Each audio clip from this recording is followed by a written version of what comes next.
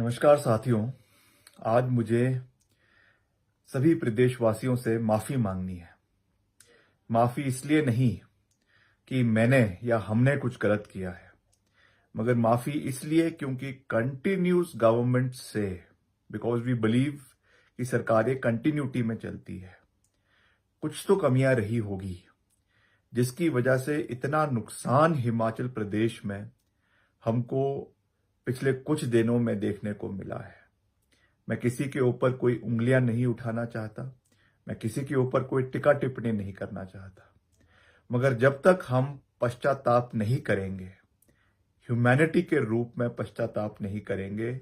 Introspection नहीं करेंगे, आत्मचिंतन नहीं करेंगे, तब तक हम भविष्य का रास्ता नहीं अपना सकते हैं। मैं आज आपसे ये विनम्र निवेदन भी करना चाहता हूं और आपको ये बताना भी चाहता हूं कि हम आने वाले समय में कुछ कड़े और मजबूत कदम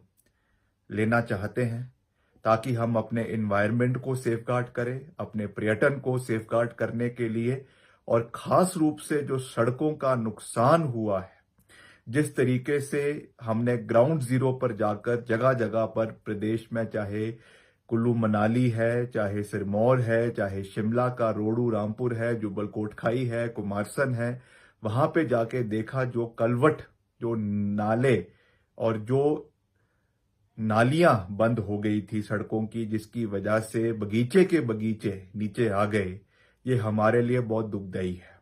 इसलिए हम आने वाले समय में अपने विभाग में कुछ कड़वे और मजबूत कदम लेने जा रहे हैं। हो सकता है कि किसी लोगों के लिए वो अच्छे भी ना हो, उसका विरोध भी हो, मगर in the larger interest of the people of the state we have to take these bold and strong decisions, ताकि आने वाली पीढ़ियां हिमाचल प्रदेश की सुरक्षित हो, हमारा पर्यावरण सुरक्षित हो, हमारा प्रदेश सुरक्षित हो, और खास रूप से जो हमारी इकोनॉमी आज टूरिज्म के पॉइंट ऑफ व्यू से हिट हुई है, उसको वापस पटरी पर लाने के लिए हमको ये कदम उठाने हैं। हम आने वाले समय में इन विषय को, जब विधानसभा का सत्र शुरू होगा, उसमें भी पूरी मजबूती से उठाएंगे, ताकि प्रदेश की जनता को ये पता चले कि हमें अब कड़वे और मजबूत कदम जो है वो प्रदेश हित में उठाने की आवश्यकता है। हम हर चीज केवल एनवायरनमेंट के ऊपर एक्ट ऑफ गॉड कहकर जो है हम अपना पल्ला नहीं झाड़ सकते हैं। जब हमको उसकी जिम्मेवारी लेनी होगी, चाहे वो कमियां पूर्व सरकार की रही हो, हमारे से पहले की सरकार की रही हो, but when we say that governments function in continuity, तब हमारी जिम्मेवारी बन जाती है कि हम पूर्व सरकारों की कमियों को भी पूरा करें। यही राजधर्म है और यही प्रदेश को राम राज्य की ओर ले जाने का एक महत्वपूर्ण कदम है। इस पे हमें आपका समर्थन चाहिए, आपका सहयोग चाहिए, और सबसे बड़ी बात आपके सुझाव चाहिए। किस तरीके से हम हिमाचल को वापस सुरक्षित बनाएं, 4 लेनिंग से जो नुकसान प्रदेश को हुआ है, इस पे भी हमें आत्मचिंतन करने की आवश्यकता है, और इसमें भी नई टेक्नोलॉजीज, नई टेक्निक्स, टनलिंग की हमको लाने की आवश्यकता है, ताकि जिस तरीके से वर्टिकल कटिंग कई जगहों पे हुई है, हर साल जब भी बारिश होती है मलबा गिर जाता है और सड़कें बंद हो जाती है, इन चीजों से हमको बाहर निकलने की आवश्यकता है। इसलिए जैसा मैंने आपको कहा